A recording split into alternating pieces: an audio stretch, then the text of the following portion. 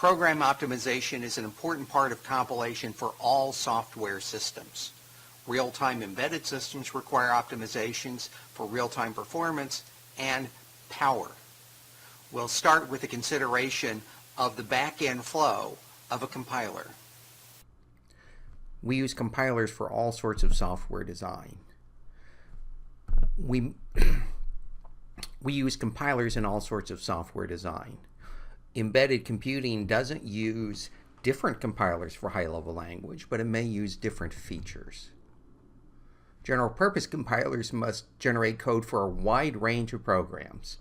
There's no real-time requirements, usually no explicit low-power requirements, and many software developers want fast compile times. Embedded compilers, on the other hand, must meet real-time and low-power requirements. In return, software developers may be willing to wait longer for the compiler to finish. This block diagram shows the primary steps in the back end of code generation. Code generation is a final phase in compilation. We've done more abstract analysis of the program. We've turned it into abstract instructions, and now we have to turn it into instructions on the target machine. Instruction selection chooses both opcodes and modes. Register allocation binds values to registers. Remember that many digital signal processors and application instruction processors have irregular register sets, so this is particularly important for these architectures. Address generation selects addressing mode, registers, and so forth. Once again, DSPs and ASIPs often have unusual and advanced address generation capabilities that code generation needs to take advantage of. Instruction scheduling makes sure that the instructions make the best use of pipelining and the parallelism in the processor. The result of all this is assembly code. Instruction selection and code placement algorithms help determine the characteristics of the code that will be executed. The twig system is a model for instruction selection. It models instructions and programs as graph, and it formulates instruction selection as a graph covering problem. We need to cover every node in the program graph with nodes from the selected instruction graphs. This covering can be driven by cost. There's often more than one possible covering, and the algorithm can choose the low-cost covering that implements the program. Covering the program graph with the instruction graph ensures that all the operations of the program are actually executed as instructions. Cost-driven covering optimizes that assembly code. Twig represents instructions using rewriting rules. A template and a cost produce a replacement. Dynamic programming can be used to cover the program with instructions for tree-structured programs. For more general programs, we need to use heuristics. Application-specific instruction processors synthesize the instruction set for a processor to match the application. Several ASIP synthesis systems have developed methods for instruction description.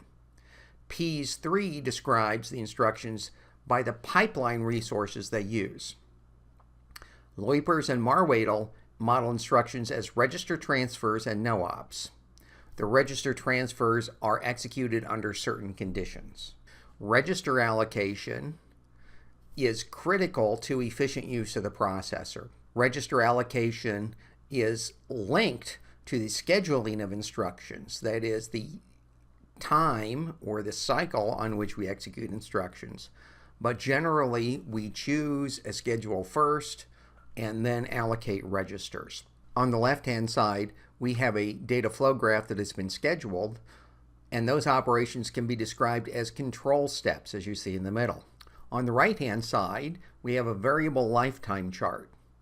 So each variable in the program is active for a certain amount of time. We can describe register utilization using graphs and cliques. The nodes in the graph represent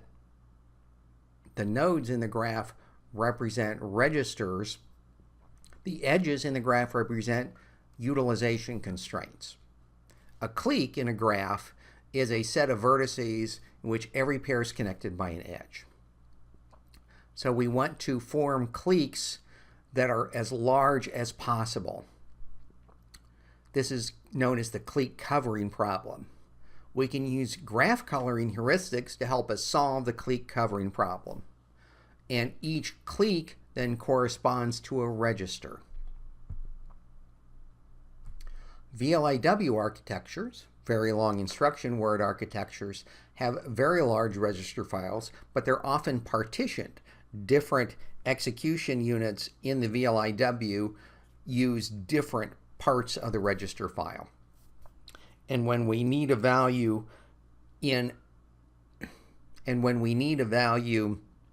for a different, and when we need to use a value in a different part of the machine, that value must be explicitly copied. Chacombe and DeVecchiano divided the program into windows. Windows describe a set of activities that are bound to that resource within the time range. They construct first basic windows and then aggregated windows. And they schedule these aggregated windows while propagating delays that are caused by copying. The FlexWare system was an early system for ASIP synthesis, and it had a rich language for describing instructions. It used data flow graphs to describe instructions that could then be encased inside the control flow graph. PEAS-3 categorizes instructions in categories such as arithmetic or logical, control, load, store, stack, and special. The compiler traces resource utilization, calculates latency and throughput. Messman et al. Modeled code scheduling constraints with a constraint graph. They model data dependencies, multi-cycle operations, and other features of the microarchitecture. They solved the system by adding some edges to the problem to fix operation times. Araujo and Malik developed an algorithm to optimally select, allocate, and schedule instructions for limited architectures, such as we see in very small digital signal processors. They use a tree grammar parser to select instructions and allocate registers. They use an order n algorithm to schedule instructions. So the graph on the right-hand side describes the data dependencies between values in 3 registers and in memory. Some of the edges are weighted because we need delays from one register to another. These graphs are known as constraint graphs, and they can be described as linear inequalities. So, for example, the left-hand edge, which goes from A to B and has a weight of -1, can be described as the linear inequality B is greater than or equal to A minus 1. The right-hand constraint can be described as A greater than or equal to B minus 1. We can simultaneously solve both of these linear inequalities in order to determine the timing of these operations.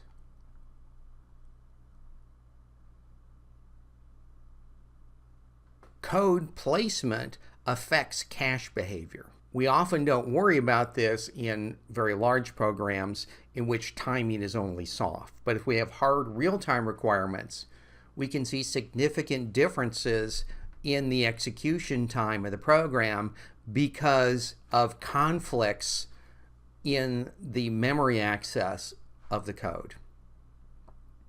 So code placement occurs. Code placement can minimize cache conflicts.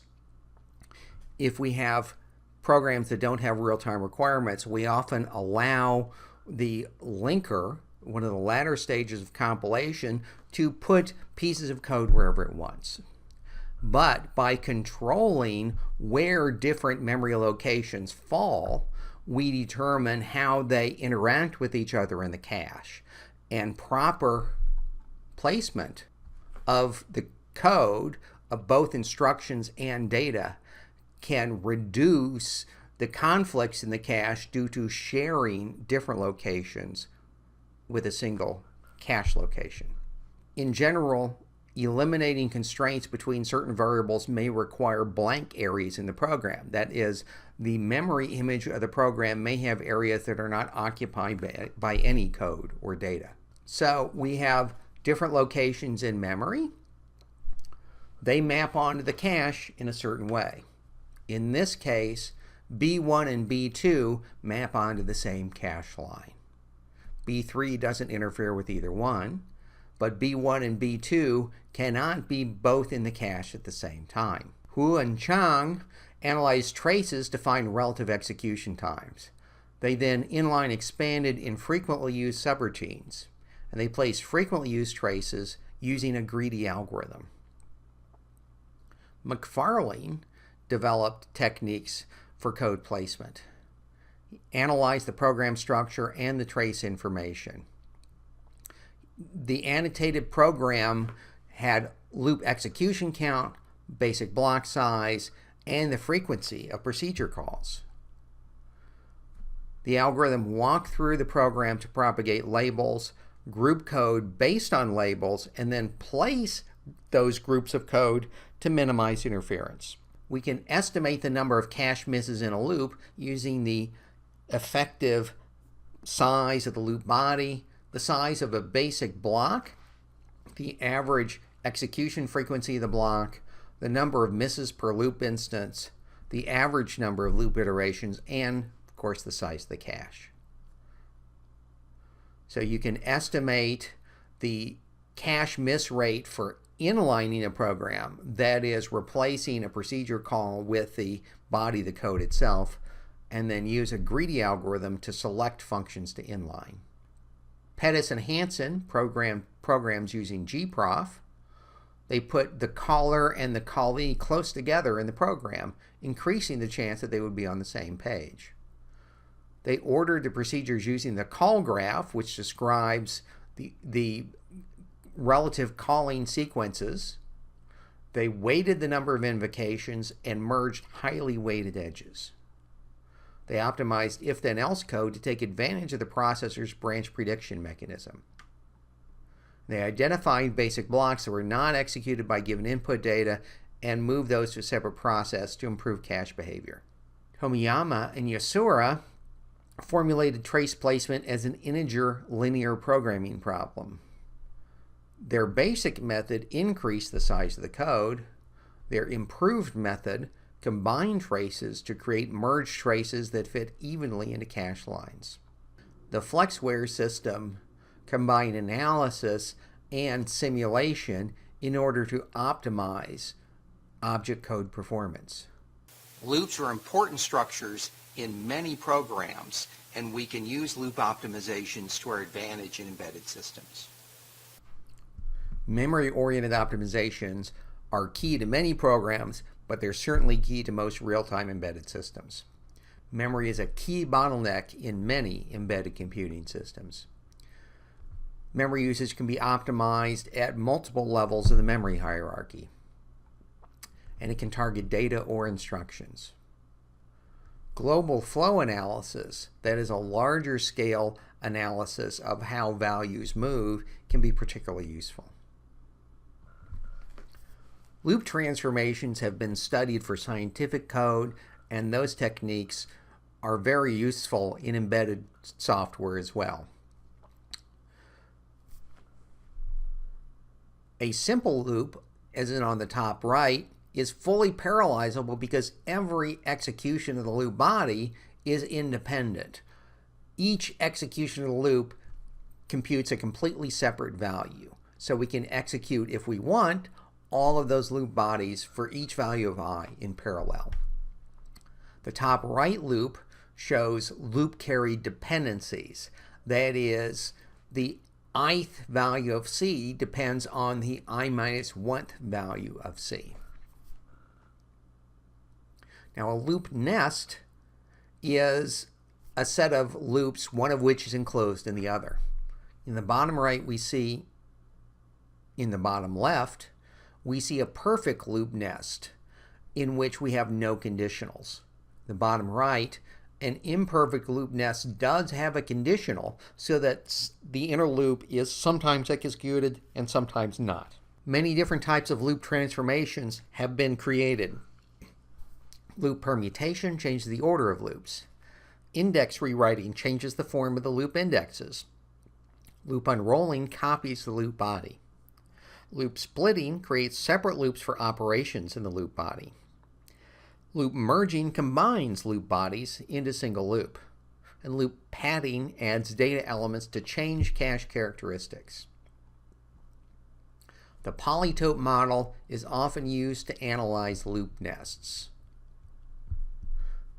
So if we consider the two loop indices I and j as axes in a two-dimensional space, we can draw data dependencies between the different values in the loop iterations, depending on I and j. We can describe the loop nest as a matrix, and then we can use matrix operations to transform that ij space, which gives us different loop nest implementations.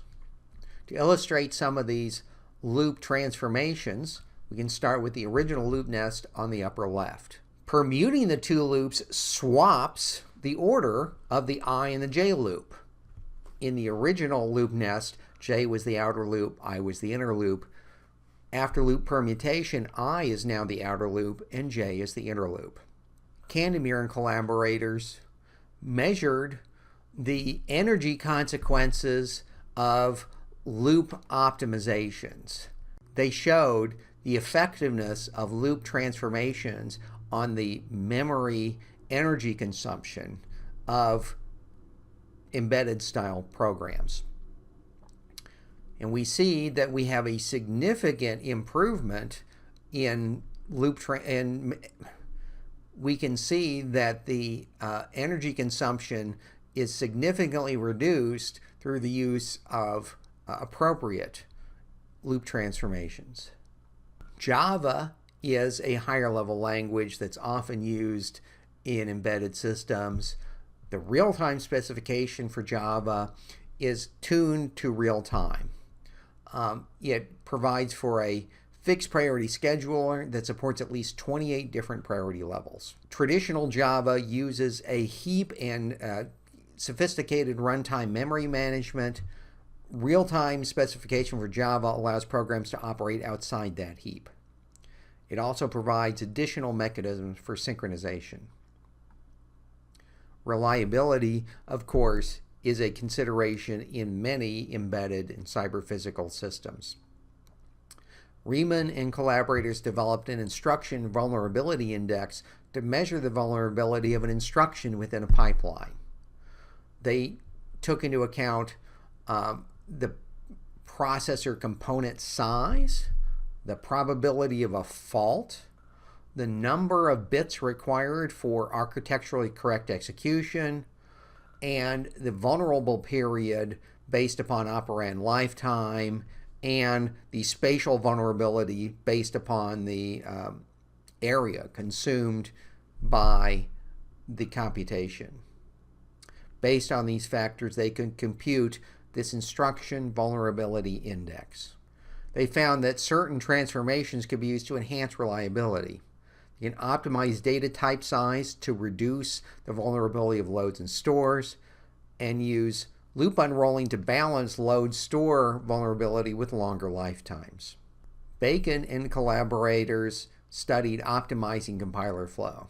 They used program restructuring to restructure procedures, inlining functions to replace a procedure body with the code itself, to eliminate tail recursion, which can be mapped into loops and other transformations. They used high-level data flow optimization to perform operator strength reduction, for example, replacing a multiply by 2 with a shift to move loop invariant code, and other transformations. They use partial evaluation to simplify algebra, compute constants, and so forth. They used loop preparation to perform loop transformations. And they used loop reordering, such as interchanges and skews. Couture and collaborators used a memory-oriented data flow analysis and extraction of a model of the memory behavior of the system. They use global data flow transformations and global loop and control flow optimizations. Their data reuse decisions helped optimize the usage of the memory hierarchy. They also considered the organization of the memory system. And they used in-place optimization. Many programs use dynamic memory allocation and deallocation, but excessive dynamic memory management, many programs make use of dynamic memory allocation and deallocation, but excessive dynamic memory management can waste both execution time and energy while providing no real functional improvements to the program. The IMEC group analyzed code to understand data transfer requirements and balance concerns across the program. Panda and collaborators used loop transformations that can improve buffer utilization. So, for example, in the loops on the right-hand side, the loops have been restructured and partially merged in order to make the use of the B array in the two different loop nests closer. Cache optimizations can take advantage of moving data to reduce the number of conflicts and also to take advantage of prefetching. In order to optimize the cache behavior program, we need both a load map, that is where different values are stored in the program, and information on how frequently they're accessed. Panda and collaborators developed an algorithm to place data to reduce cache conflicts. They built a closeness graph to describe the access and how close different accesses were. They clustered variables into clusters, each of which was roughly the size of a cache line. They then built a graph to describe the interference between those clusters. So, for example, if values in two different clusters are needed in similar time intervals, they interfere with each other in the cache. They then use the interference graph to optimize the placement of those clusters in the program to minimize interference. An improved conflict test can handle arrays. Given addresses X and Y, we have a cache line size K that holds M words. They developed formulas to describe the overlapping between X and Y. Kandemir and collaborators combined data and loop transformations to optimize cache performance. They transformed the loop nest to make the innermost index as the only array element in one array dimension. They aligned references to the right side to conform to the left side, and they searched the right side transformations to choose the best one. Cache optimizations are critical to real-time embedded systems. Scratch pads are used in some embedded processors as a software means for locality management. A scratch pad is like a cache in that it's very near to the processor, but it's unlike a cache in that the values that are put into the scratch pad are determined entirely by the software. A cache uses hardware mechanisms to automatically take values out and put new values in. The scratch pad is managed entirely by software. Panda and collaborators assign scalars to the scratch pad statically, and they analyze cache conflicts to choose whether a given value is better off in the cache or in the scratch pad. They developed several metrics, a variable access count, an interference access count, a total interference count, a loop conflict factor, and a total conflict factor. So the total conflict factor depends upon the conflicts from the loop, and it depends upon the sum of the variable access count and the interference access count.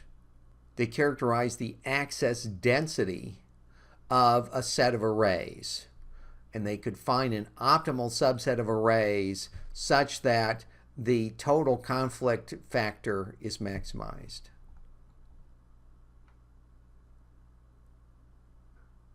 Their results show significant improvements by automatic selection of scratchpad variables. We can also optimize main memory. Main memory is often organized into banks. We can also optimize the way the program uses main memory.